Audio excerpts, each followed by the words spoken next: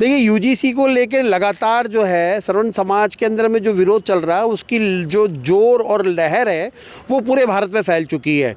जहां राष्ट्रीय करणी सेना, महिपाल सिंह मकराना, ब्राह्मण समाज के नेता, जितने भी यूजीसी वर्ग में आते हैं, वो तमाम लोग यूजीसी को लेकर चिंतित भी है और लगातार विरोध भी कर रहे हैं। 28 तारीख को नरेंद्र मोदी का अजमेर दौरा था। महिपाल सिंह मकराना ने बिल्कुल खुले तौर पे कहा था कि हम काले झंडे दिखाएंगे, प्रधानमंत्री का विरोध करेंगे, लेकिन उससे पहले पुलिस ने उन्हें नज़रबंद कर दिया। और नज़रबंद के बाद में वो कुछ बोल तो नहीं पाए, लेकिन पुलिस और सरकार ने कम से कम ये तो साबित कर दिया कि तानाशाही नीति अभी भी जारी है। 8 मार्च को दिल्ली के अंदर में कूच करने का प्रयास था, रास्ते में रोका गया, फिर भी यूजीसी को लेकर इन्होंने अपनी आवाज़ को बुलंद रखी। बुलंद रखने के बाद आज हम महिपाल सिंह मकराना जी के साथ में ही हैं, उनसे हम बात करेंगे यूजीसी को लेके। महिपाल जी, क्योंकि आपने प्रधानमंत्री का विरोध किया, नज़र बंद कर दिया, सबसे पहले तो वही जानना चाहूँगा मैं। सरकार ऐसा है, कोई भी सरकारों के खिलाफ अगर आप कुछ बड़ा मूवमेंट करेंगे तो सरकार अपना जोर लगाएगी, लगाने दें। हम तब तक नहीं रुकेंगे जब तक यूजीसी रोल बैक नहीं होता। प्रधानमंत्री एक बार तो ये तो है नहीं कि एक बार लास्ट मीटिंग की उनकी, और मीटिंगें होती रहेगी। यूजीसी जब तक नहीं जाएगा, हो सकता है प्रधानमंत्री की अगली रैली में काले झंडे दिखाया जाए। और 8 मार्च को आपने बोला कि दिल्ली में रोका गया, बेशक रोका गया, हमारे लाखों लोगों को बॉर्डर पे रोक दिया गया। मुझे वहाँ पर पकड़ के थाने में ले जाया गया और बाकायदा हम लोग गए, फिर भी उसके बावजूद हम लोग रामला मैदान में गए। हम वो 150 लोगों में से थे जो वहाँ पहुँचने वाले थे। हमने कॉल किया कि हम आ रहे हैं, और रोक नहीं पाए ये लोग हमें। हज़ारों पुलिस, 10-10 हज़ार पुलिस वाले वहाँ पे थे, लगे हुए थे, बैरिकेड लगा रखे, 10-10 लेयर से बैरिकेड। फिर भी हम लोग गए। आपके चैनल के माध्यम से ये बोलना चाह रहा हूँ, 18 तारीख को यहाँ रामला मैदान के सामने फुटबॉल ग्राउंड है, रामनिवास बाग में, हम लोग वहाँ आ रहे हैं। इन्होंने रामला मैदान की हमें अनुमति नहीं दी, कोई बात नहीं, इनकी जगह फुटबॉल ग्राउंड एक ट्रस्ट का है, 1885 से चल रहा है, 1885 से। महिपाल स्वामी करके उनके ट्रस्टी हैं, सेक्रेटरी हैं। उनके लेटर हेड पे, हमारे लेटर पैड पे, एक एप्लीकेशन पे, अलग अलग जगह हमने जहाँ से जो सिक्योरिटी हो सकती है वो लिखवा रखी है। इनका काम केवल ये है कि हमें वहाँ पे यातायात की व्यवस्था सुनिश्चित ये लोग करें, सुरक्षा सुनिश्चित ये लोग करें। हमारे हज़ारों लोग वहाँ आ रहे हैं, हज़ारों की संख्या में महिलाएं आ रही है। पूरा जयपुर स्वर्ण समाज का हर एक व्यक्ति वहाँ आने की कोशिश हम लोग कर रहे हैं। आज भी हम लोग जैन नाशियों में हैं, यहाँ पर आप जहाँ अपन खड़े हैं, ये जैन समुदाय का ये भवन है, स्थल है बड़ा, और यहाँ खूब सारी सैकड़ों की संख्या में अभी आज इकट्ठे हो रखे हैं जैन समुदाय के लोग। केवल परसों के लिए 18 को ये लोग भी आएंगे। सब सामान्य वर्ग का हर एक समुदाय, कायस्थ समुदाय, वैश्य समुदाय, ब्राह्मण समुदाय, राजपूत समुदाय लामबंद होकर वहाँ आएगा, क्योंकि हमारे बच्चों का भविष्य का मामला है। हम रुकने वाले हैं नहीं। हम भारतीय जनता पार्टी के कोर वोटर हैं। सपोर्टर तो हैं, कोर वोटर हैं, जिनसे हमारी इनकी काउंटिंग चालू होती है। अगर हमारे बच्चों के साथ ये हो रहा है तो फिर भविष्य में ये क्या क्या और करेंगे हमारे साथ, ये देखिए। जिनको लाने वाले हैं हमें, उनके साथ ये हो रहा है। उनको राजी किया जा रहा है जो आपके कभी थे ही नहीं। जो प्रताड़ित कर रहे थे इनको, जो प्रताड़ना दे रहे थे, विरोध कर रहे थे, उनको तो रेवड़ियाँ बांटी जा रही है।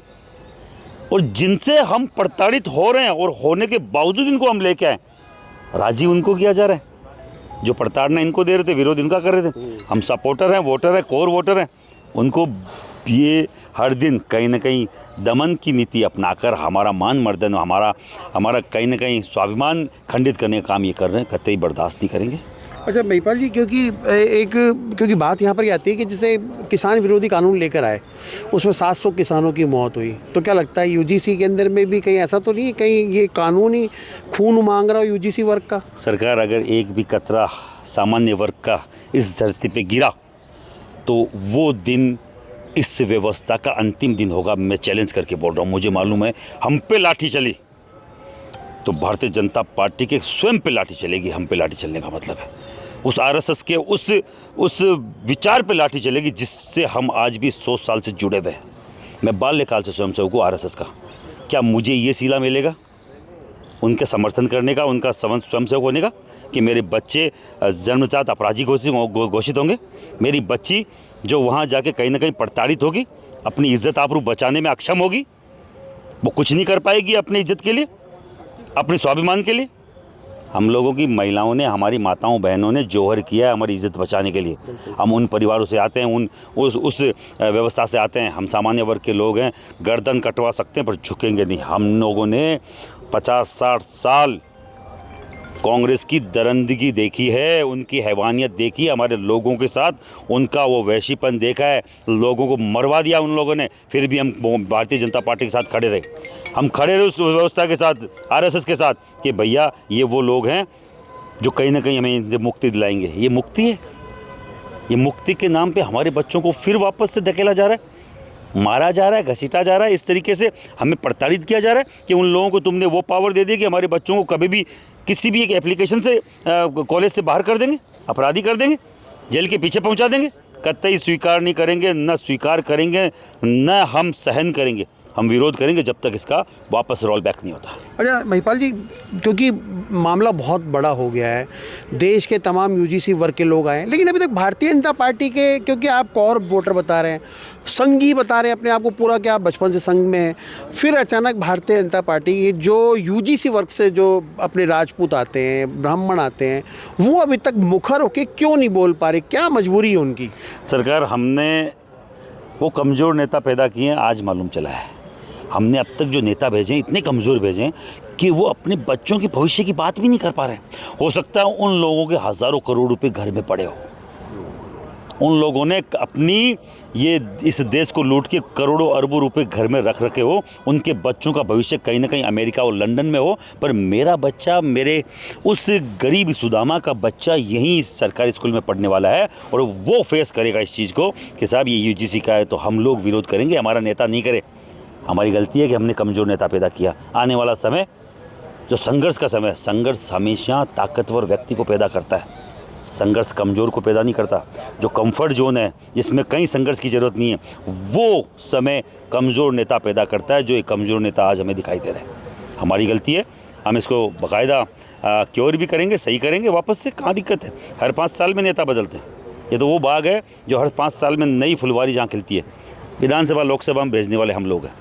एक मेरा लास्ट सवाल है कि निकाय और पंचायत चुनाव आ रहे हैं, क्या लगता है कि यूजीसी कानून को देखते हुए इस चुनावों पे कितना फ़र्क और कितना असर देखने को मिलेगा? अभी करवा दो, सोपड़ा साफ हो जाएगा इनका। बूथ में बूथ एजेंट मिल जाए तो मुंह पे थूक देना, महिपाल सिंह तुम गलत बोल रहे थे। और जो मिलेगा ना, वो इनका बंधुआ मजदूर टट्टू, वो कमज़ोर मिलेगा। जहाँ धरले से अगर कुछ हो भी गया, अगर वोटिंग हो गई, गलत वोटिंग हो रही हो या कुछ भी फर्जी वोटिंग हो रही है, वो रोक भी नहीं पाएगा, क्योंकि हम लोगों ने लठ खाए हैं, लठ लेके वहाँ बूथ पे बैठे हैं कि भैया हमसे कौन लड़ेगा। वो कांग्रेस जिसने इमरजेंसी लगवा दी, वो कांग्रेस जिसने नसबंदी करवा दी पूरे देश की, वो इनसे मानती थी क्या? रोकने वाली थी क्या? वो हम लोगों ने हमारी छाती पे रोका है। और अगर आपको लगता है कि नगर निगम और पंचायती राज चुनाव में या ये कुछ करेंगे, इनका परफॉर्मेंस, इनका वोटर, इनका कोर वोटर सपोर्टर हम लोग हैं, हम नहीं है तो ये है ही नहीं। इसलिए सरकार मना कर रही है, टालने का प्रयास कर रही है। टालने का प्रयास कितने दिन करेंगे? रोको हमको, कितना रोक सकते हो? मैं तो बोल रहा हूँ लाठीचार्ज करो ना, हमें बंद करो ना। इनकी हिम्मत नहीं है। मैंने बोला ना, एक कतरा ज़मीन पे गिरा, उसी दिन वो एक ज़मीन पे गिरा हुआ खून का कतरा इनके लिए मौत साबित होगा। डेथ सर्टिफिकेट जो हमारे बच्चों के ऊपर साइन किए हैं, हमारे इस बच्चों के डेथ सर्टिफिकेट इन्होंने साइन किया ना, वो इनके भी हैं, मेरे अकेले के, हमारे अकेले के नहीं है। अच्छा महिपाल जी, जाते जाते, क्योंकि आपको देख के सवाल बहुत याद आ जाते हैं, एक बिल्कुल छोटा सा जवाब, बंगाल में चुनाव की घोषणा हो चुकी है और राज्यों में, क्या लगता है यूजीसी का प्रभाव पड़ेगा? 1,00,000% पड़ेगा साहब। यूजीसी का प्रभाव क्यों नहीं पड़ेगा? प्रभाव नहीं पड़ेगा तो हम जाके क्योर करेंगे कि जो बचाने की बात कर रहे हैं ना आपके बच्चों को, या आपके बच्चों का भविष्य खाने वाले वो वैसी लोग हैं जिन्होंने हमें क्या सब्ज बाग दिखा कर हमारे साथ क्या किया है, ये पूरा देश जानता है। वहाँ किस लेवल पे ब्राह्मण है, किस लेवल पे क्षत्रिय, जाके पूछ लेना बंगाल में। अगर ममता जैसी महिला अगर वहाँ जीत रही है ना, और वहाँ कोई वो बात बोल रही है, वो उनके साथ खड़ी रहती है, उन लोगों के साथ। किसी भी जाति के साथ बारे में अगर बोला कि कहीं वहाँ का किसी ब्राह्मण ने बोला कि आज तक कि उसके साथ अत्याचार हुआ बंगाल में? खुद ममता ब्राह्मण है, वो अपने स्वयं जातीय बंधुओं के लिए खड़ी है। बीजेपी तो कहती है मुसलमान है वो। बीजेपी तो हमें ही मुसलमान बना देगी, देशद्रोही बना देगी, कांग्रेस ही बता देगी। क्यों? उनके बोलने से होगा क्या? मेरे बच्चों का भविष्य खराब होगा तो कुछ भी बनने को तैयार है, पर इनको मुंह दिखाएं, इनको आईना जरूर दिखाएंगे। अब आपकी पीठ वगैरह सही है? मैं वीडियो में देखा था कि आपके ऊपर कुछ सरकार देखिए, ऐसा है, ये जलने के निशान अगर आपको दिख रहे हैं, हाँ दिख रहे हैं, दिख रहे हैं, बिल्कुल ये दिख रहे हैं, तो ये आगे तक है, यहाँ तक पीछे भी है, तो ये ऐसा जलने का निशान ये निशान चले जाएंगे। पर अगर ये निशान रह गए यूजीसी के, तो ये जीवन में कभी नहीं जाएंगे। इन निशानों को याद करके उस दिन रोना पड़ेगा कि भैया उस दिन अगर उन निशानों को नज़रअंदाज करके इस नए निशान को मिटाने के लिए कुछ करते तो हो सकता था हमारे बच्चों का भविष्य बच जाता। तो बिल्कुल देखिए, ये थे महिपाल सिंह मकराना, जिन्होंने साफ तौर पे कहा है कि अगर यूजीसी बिल को वापस नहीं लिया गया तो शायद सरकार को एक बार सोचना पड़ेगा। साथ ही उन्होंने कहा कि 18 तारीख को जयपुर के अंदर में हम फिर से एक बार कूच करेंगे और कूच करके यूजीसी की जो ताकत है सभी समाज के लोग इसमें हिस्सा लेंगे। साथ ही उन्होंने कहा कि अगर यूजीसी सर्वन समाज का एक बूंद भी इस धरती पे गिरा तो शायद दूसरा महासंग्राम देखने के लिए सरकार तैयार रहे। जयपाल सिंह राठौड़ के साथ Manoj Sharma, news watch India, Jaipur.